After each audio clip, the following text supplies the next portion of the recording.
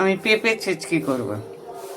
ঠিক আছে, এতে দেব কাঁচা লঙ্কা আর পেঁপে, আর করব সাদা তেল দিয়ে। দেখো সাদা তেলের মধ্যে একটা শুকনো লঙ্কা ফোড়ন দিয়েছি। তেলটা গরম হয়ে গেছে, এবার দিয়ে দিচ্ছি পাঁচফোড়ন। এই পেঁপেটার মধ্যে কোনো মশলা না আর কোনো জল না, এটাকে ঢেকে ঢেকে করতে হবে। ঠিক আছে,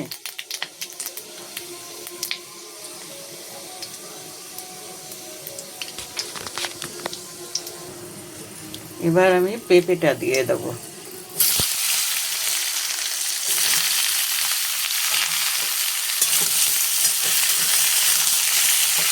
এটাতে কোনো জল দেবো না, এটা ঢেকে ঢেকে রান্নাটা করবো। এবার নুন হলুদ, দেখো নুন দিয়েছি, হলুদ দিয়েছি, এবার এটাকে ভালো করে নাড়বো।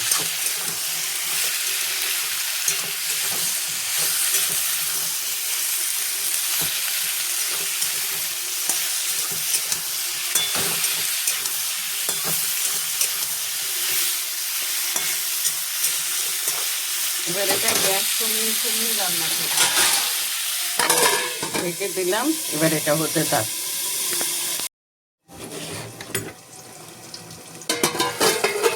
চলো দেখি পেঁপেটা।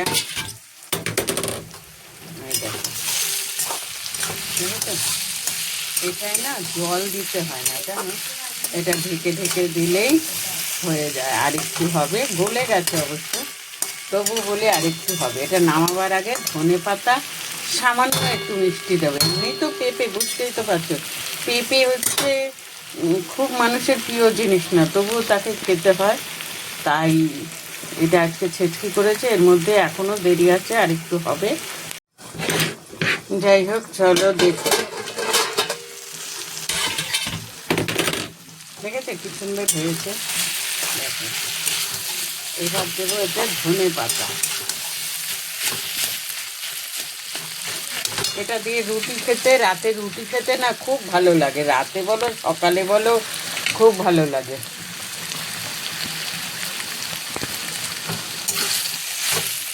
আমি একটু সামান্য একটু মিষ্টি দেবো, সামান্য। এই দেখো, দেখেছো একটুখানি মিষ্টি দিয়েছি। মিষ্টিটা দিয়েছি এই কারণে একটুখানি, এর যে একটা পাঞ্চা ভাব, পাঞ্চা ভাবটা কাটার জন্য। এবার আমি গ্যাসটা বাড়িয়ে ভালো করে নাড়বো।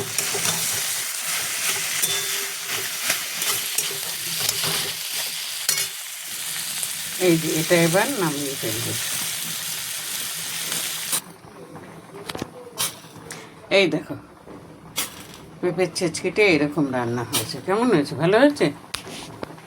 খেতে ভালো হয়েছে।